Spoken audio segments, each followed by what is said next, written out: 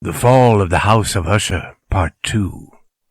Roderick Usher, whom I had known as a boy, was now ill, and had asked me to come to help him. When I arrived, I felt something strange and fearful about the great old stone house, about the lake in front of it, and about Usher himself. He appeared not like a human being, but like a spirit that had come back from beyond the grave. It was an illness, he said, from which he would surely die. He called his sickness fear.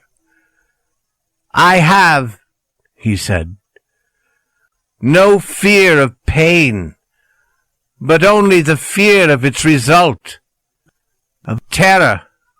I feel that the time will soon arrive when I must lose my life and my mind and my soul together in some last battle with that horrible enemy, fear." I learned also, but slowly and through broken words with doubtful meaning, another strange fact about the condition of Usher's mind. He had certain sick fears about the house in which he lived, and he had not stepped out of it for many years.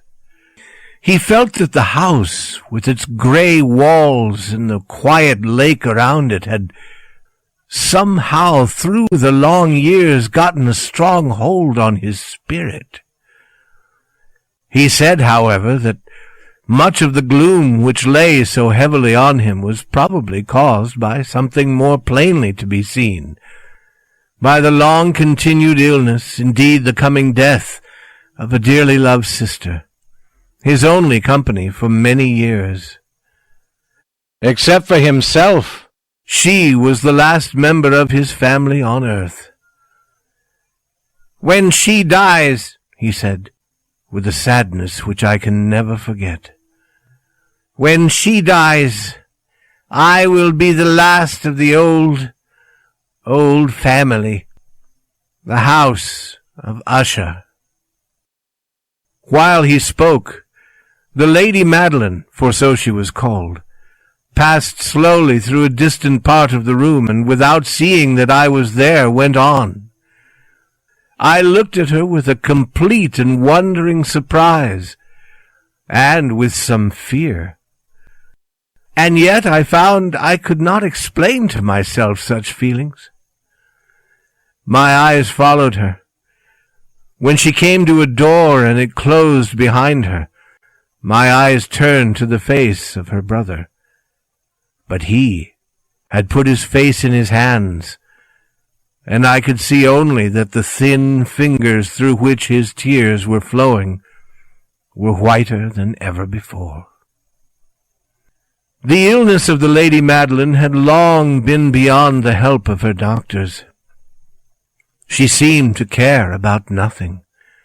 Slowly her body had grown thin and weak, and often for a short period she would fall into a sleep like the sleep of the dead.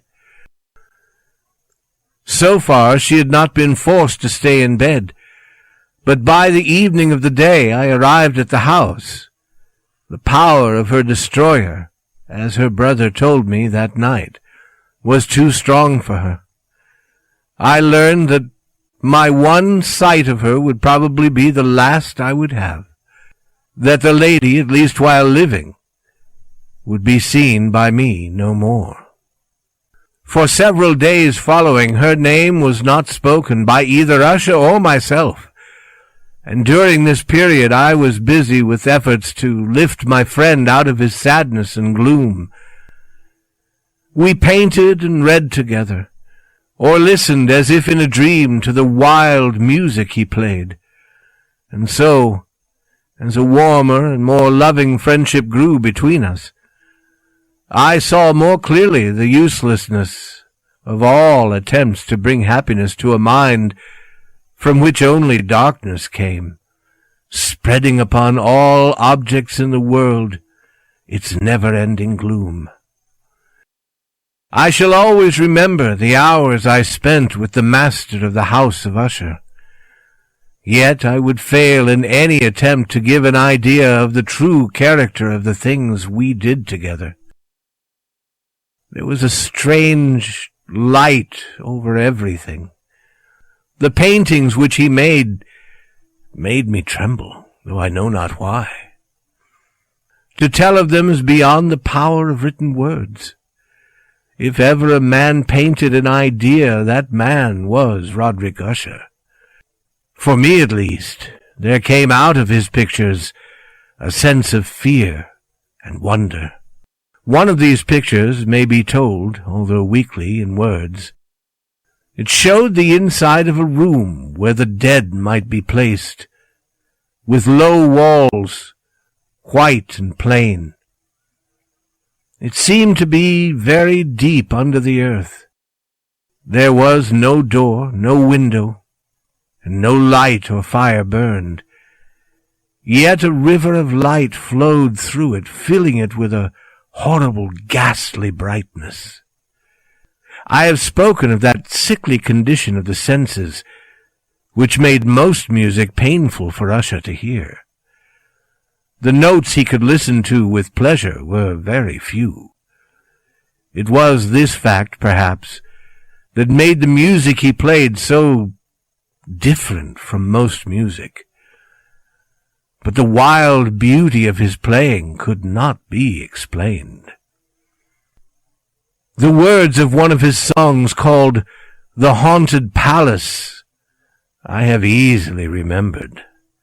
In it I thought I saw, and for the first time, that Usher knew very well that his mind was weakening. This song told of a great house where a king lived, a palace, in a green valley, where all was light and color and beauty, and the air was sweet. In the palace were 2 bright windows through which people in the happy valley could hear music and could see smiling ghosts, spirits moving around the king. The palace door was of the richest material, in red and white. Through it came other spirits whose only duty was to sing in their beautiful voices about how wise their king was. But a dark change came, the song continued. And now those who enter the valley see through the windows in a red light shapes that move to broken music, while through the door, now colorless, a ghastly river of ghosts laughing but no longer smiling, rushes out forever. Our talk of this song led to another strange idea in Usher's mind. He believed that plants could feel and think, and not only plants, but rocks and water as well. He believed that the gray stones of his house, and the small plants growing on the stones, and the decaying trees, had a power over him that made him what he was. Our books, the books which for years had fed the sick man's mind, were, as might be supposed, of the same wild character. Some of these books Usher sat and studied for hours. His chief delight was found in reading one very old book, written for some forgotten church, telling of the watch over the dead. At last, one evening, he told me that the Lady Madeline was alive no more. He said he was going to keep her body for a time in one of the many vaults inside the walls of the building. The worldly reason he gave for this was one with which I felt I had to agree. He had decided to do this because of the nature of her illness, because of the strange interest and questions of her doctors, and because of the great distance to the graveyard where members of his family were placed in the earth. We, too, carried her body to its resting place.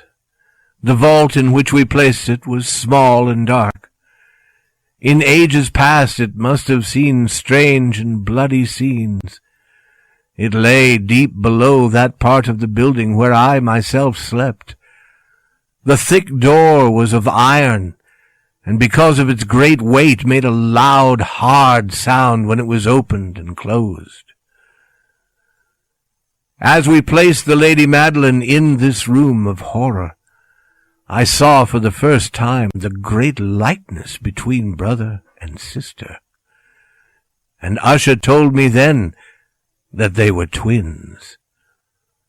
They had been born on the same day. For that reason, the understanding between them had always been great, and the tie that held them together very strong. We looked down at the dead face one last time, and I was filled with wonder. As she lay there, the Lady Madeline looked not dead, but asleep, still soft and warm, though to the touch cold as the stones around us.